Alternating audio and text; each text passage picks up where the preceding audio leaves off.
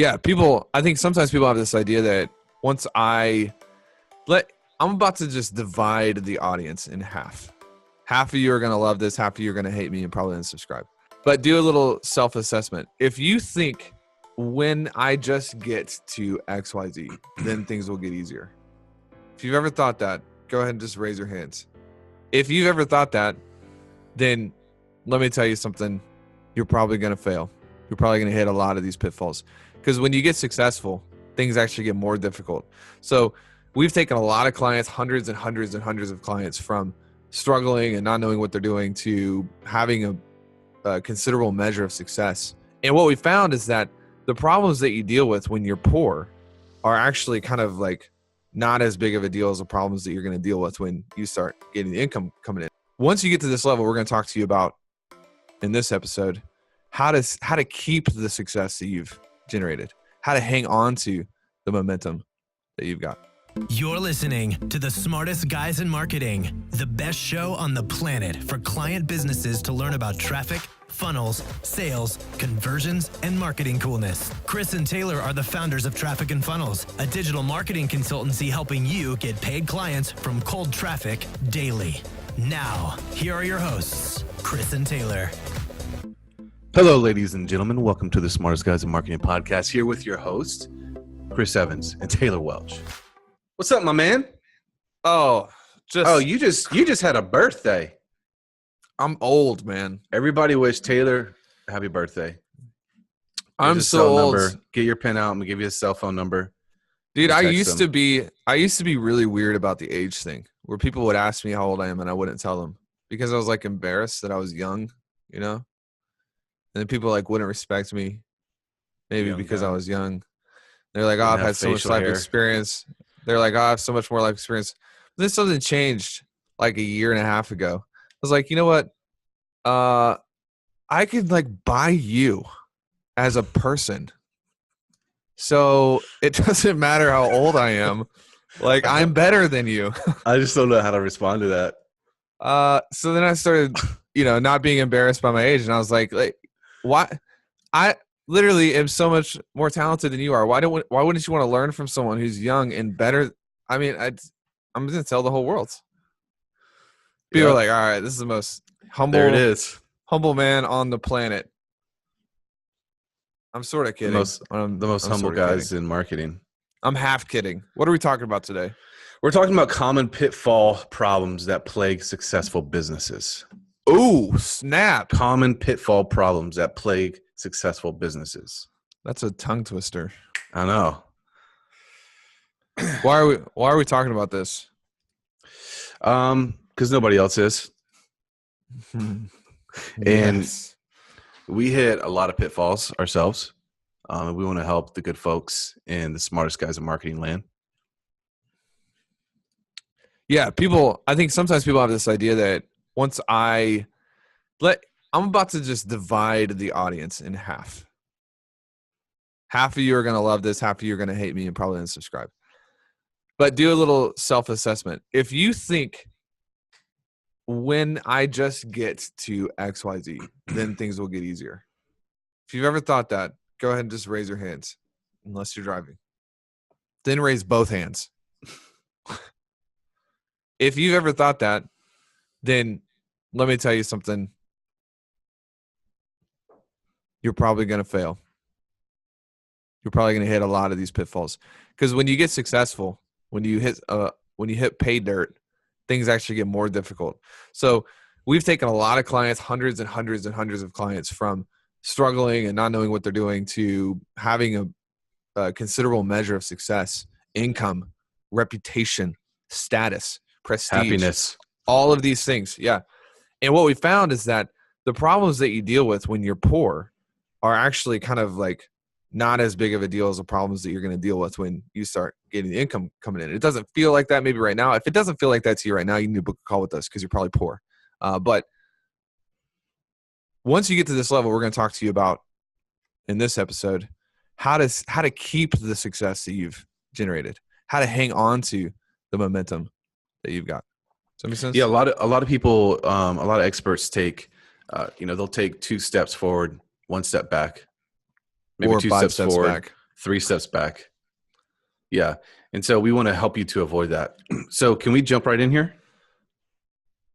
Yes. Some people, experts, they take it as a normalcy to have their client income being from 1 or 2 clients. And it's unequal. It's disproportionate. Proportionate. Papyrus. And I know that I was there in the past. You've been Me there. too. Yep. And it's extremely unhealthy. And it's a massive pitfall that people fall into because they don't have the right systems put in place in their business. Right. So basically rephrasing that is, if you have majority of your income coming from 1 channel or 1 person, or maybe 2 channels or 2 clients, then you're probably in a dangerous spot. I remember my biggest client all of a sudden lost his mind. This is a true story. And he just started getting super needy. This is when I was doing freelance copywriting. At the beginning, this is like the first 6 months of me doing freelance. I had 1 retainer and the rest were all odd jobs. Well, I lost the retainer. So my income went all the way back to basically 0. And the next project, I was just freaking out. I won't tell any names because Chris, you would remember this. But my next client, I basically did what I was doing for this other retainer. He was paying me $2,800 a month. I did the same thing for like $400 because I just like needed money. Mm-hmm. That's a dangerous spot to be in. No control. Yeah. So don't suffer that. Don't let yourself get stuck there. Yep. What's next? Grow their businesses to bankruptcy. Ooh, let me talk about this one. This one. How is that possible? How can you grow your business to bankruptcy? More sales. Who is it that said sales cure all? Damon John. I think that's what he said. He's a smart man, but he's like just bluffing. That's just a headline. Sales do not cure all, because what we've seen is a lot of businesses, we can get them sales. That's not an issue. What was it we told a mastermind client yesterday? Getting to $250K a month is easy. It is not as hard as people think. What is difficult is keeping $250K a month and then staying at that level and not dying. Yeah. So this is one of those things where it's like, once you get going and you start getting sales come in, if you don't have a process and a system to remove yourself as the bottleneck from that, and also to not spend all that cash, you're going to go bankrupt. Mm. And you can be a rich, poor person. What does rich, poor mean? It means you're making all this money, but you can't spend any of it because it's all gone. This is one of the worst feelings in the world. We've been there so many times. We're like, we just made $480,000 this month. Like, why don't we have any money? Like, what's going on? And it's rich, poor. It's where you don't have processes to control that revenue, where that's going, the capital allocation of it, and therefore you don't have any money. One of our good friends last year lost $1 million in his bank account. This is a guy who's doing $22 million a year. He lost $1 million. That's because he's rich poor basically right now, where it's like he's still trying to figure out where the money's going to go and how all that works. Does that make sense? Yeah. A lot of people go through this, and I imagine there's quite a few people who are listening to this podcast episode and they're like, yeah, right. Okay, guys. And if you are that person, you probably aren't doing anything right now with your life.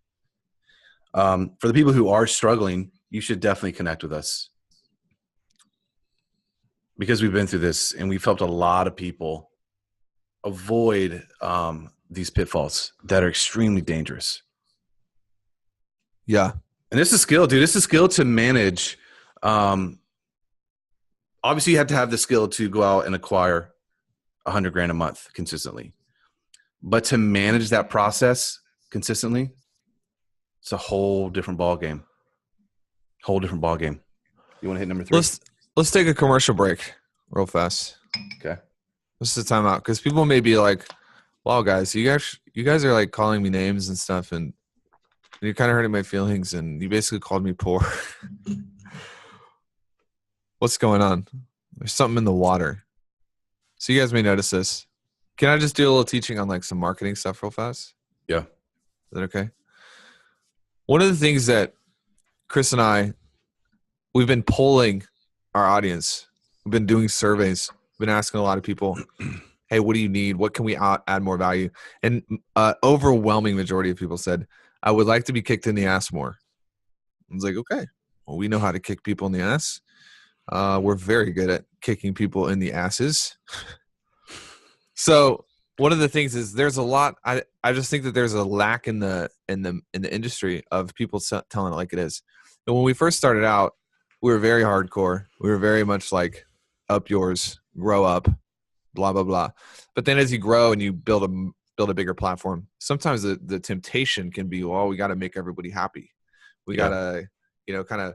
But the truth is, we want a portion of you to really like us and get results, and we want a portion of you to be really offended and bye. That's okay.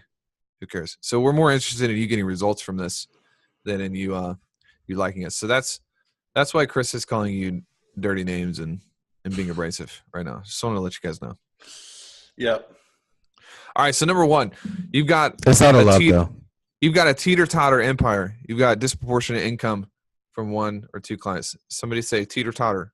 Teeter-totter. Teeter-totter, teeter-totter, teeter-totter. This one's fun. If you didn't say teeter-totter, you're not following instructions. You're bad. You're a dirty person. Okay. Number two, you don't have control of your cash. You're not using leverage. You're not using process on the back end. You're going to grow your business to bankruptcy. Number three, this is the biggest one, hubris. Look. Hubris. What's the biggest detriment to future success? Past wins. Past success. Because it makes you arrogant. It makes you think that everything you touch is going to turn to gold. Look, unless your name is Midas, which if it is, I'm sorry. Your parents probably didn't love you. But unless your name is Midas and you got that Midas touch, everything you touch is not going to turn to gold. You're going to have to work for it. We fall into this every freaking 3 months. It's crazy. I don't know what happens to us. We're like, oh, we're just geniuses. We're just brilliant. We're just the best in the world. Nobody can touch us. Nobody's else. We're the smartest guys in marketing. And then all of a sudden, it's like we forget that we have to earn it. And we launch a funnel that sucks because we just put it together in 10 minutes. And we got to remember. Do these people not know that we are the smartest guys when they opt into this funnel? Like, I don't even know how we're being this honest right now. It's just coming out of me.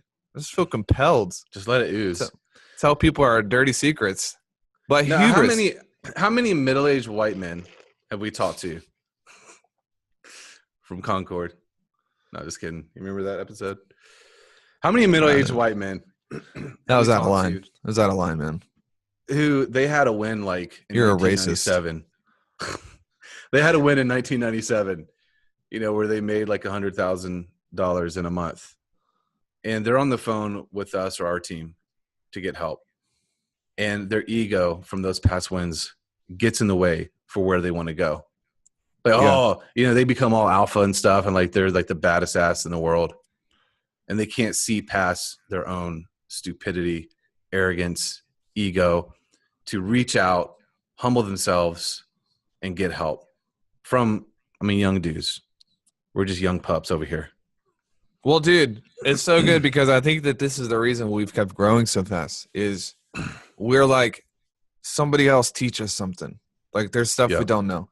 And it's true. People will get to, the freaking worst applications we get are people who are making like 60 grand a month.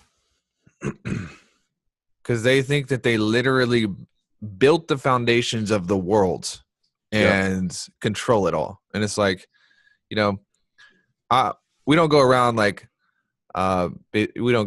tossing numbers around, but we don't want for anything. We have zero financial worries. We probably never will again.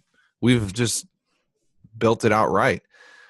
But we're still like, we just joined a mastermind yesterday, spent 40 grand. We're like, teach us something because we know that there's stuff that we don't know that you know. And I think that this is the cycle that entrepreneurs fall into is like, they've made some wins and all of a sudden they think that they are the King Kong of everything, Yep.